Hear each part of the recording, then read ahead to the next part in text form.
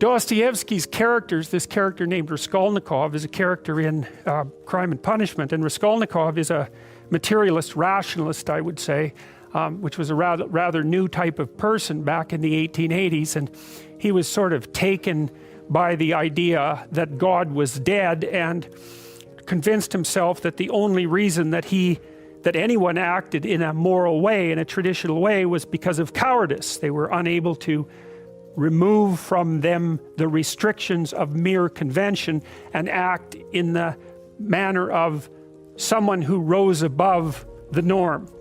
And so he's tortured by these ideas. He's half starving. He's a law student. He doesn't have enough to eat. He doesn't have much money, and so he's not thinking all that clearly either. And he's got a lot of family problems. His mother's sick and she can't send him much money, and his sister is planning to engage in a marriage that's loveless to someone who's rather tyrannical, who she hopes will provide the family with enough money so that he can continue in law school.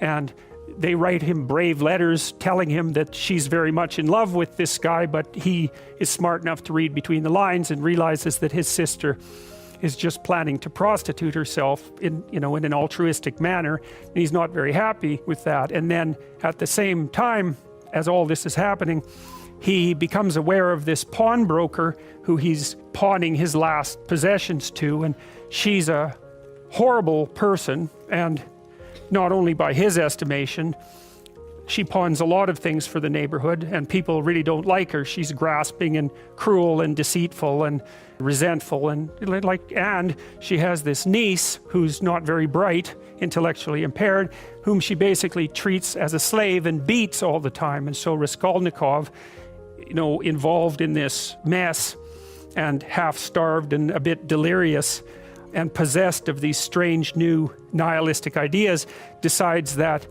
the best way out of this situation would be just to kill the pawnbroker, take her wealth, which all she does is keep it in a chest, free the niece, so that seems like a good idea, apparently horrible and useless person from the world, free his sister from the necessity of this loveless marriage, and allow him to go to law school where he can become educated and do some good for the world.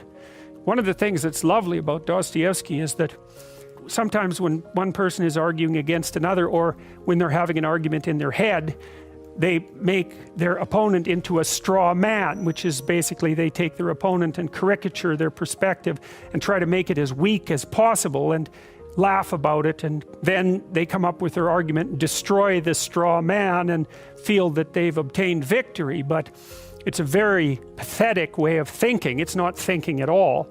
What thinking is when you adopt the opposite position from your suppositions and you make that argument as strong as you can possibly make it, and then you pit your perspective against that strong iron man, not the straw man, and you argue it out, you battle it out. And that's what Dostoevsky does in his novels. People who stand for the antithesis of what Dostoevsky actually believes are often the strongest, smartest, and sometimes most admirable people in the book.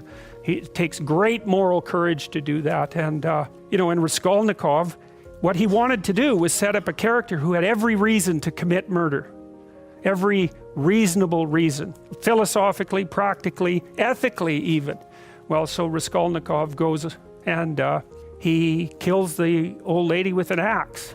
And it doesn't go the way he expects it will, because what he finds out is that post-murder Raskolnikov and pre-murder Raskolnikov are not the same people at all. They're not even close to the same people. He's entered an entirely different universe. And Dostoevsky does a lovely job of describing that universe of horror and chaos and deception and suffering and terror and all of that. And he doesn't even use the money. He just buries it in an alley as fast as he can, and then doesn't want anything to do with it again. And anyways, the reason I'm telling you all this is potentially to entice you into reading the book, because it is an amazing, amazing book. But also because you might say, well, is what happened to Raskolnikov true? Are the stories in that book true? And the answer to that is, well, from a factual perspective, clearly they're untrue. But then if you think of Raskolnikov as the embodiment of a particular type of person who lived at that time, and the embodiment of a certain kind of ideology which had swept across Europe and really invaded Russia, and which was actually a precursor, a philosophical precursor to the Russian Revolution, then Raskolnikov is more real than any one person. He's like a composite person. He's like a person whose irrelevancies have been eliminated for the purpose of relating something about the structure of the world. And so I like to think of those things as sort of meta-real. They're more real than real. And of course that's what you expect people to do when they tell you about their own lives, about their own day. You don't want a factual description of every muscle twitch. You want them to distill their experiences down into the gist, which is the significance of the experience. And the significance of the experience is roughly what you can derive from listening to the experience that will change the way that you look at the world and act in the world.